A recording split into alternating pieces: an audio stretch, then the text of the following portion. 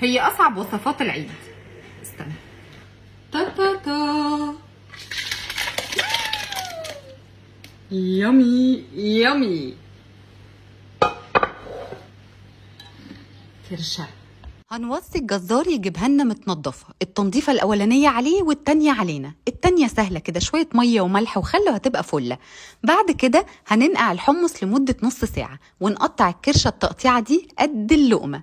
حلتين من نيو كلاين على النار، اول حله فيها ميه مغليه وشويه فلفل اسود ومعلقتين 3 خل، وننزل الكرشه فيهم علشان تبقى غسله على السخن. انسي بقى اي روايح بعد كده، مستحيل.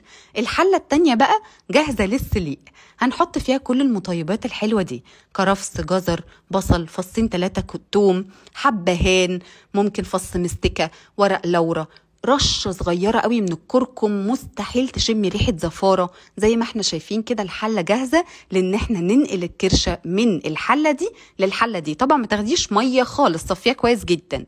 بعد كده هنسيب الكلام ده لمدة ساعة على النار، ساعة بتتسلق. هغطي عليها. حلتي من نيو كلاين توزيع الحرارة بتاعها ممتاز، وكمان احلى حاجة ان انا بقدر اغطي حلة السلق زي ما انتوا شايفين علشان المكان اللي بيطلع منه البخار ده مفيش اي حاجة بتفور ولا اي حاجة، فالتسوية ممتازة وحلتي زي الفل وبوتاجازي زي الفل. بعد كده ايه اللي هيحصل؟ عايزة اوريكم بس حاجة مهمة جدا. شايفين هي بتغلي جامد ازاي؟ ده كان اصرار مني ان انا اوريكم ان انا بغطي حاجتي عادي جدا مع نيو كلاين، ما عنديش اي مشكلة. فحلة تالتة على النار من نيو كلاين برضو هحط بصل وزيت، وهنزل بالكرشة واتعامل معاها معاملة اللحمة.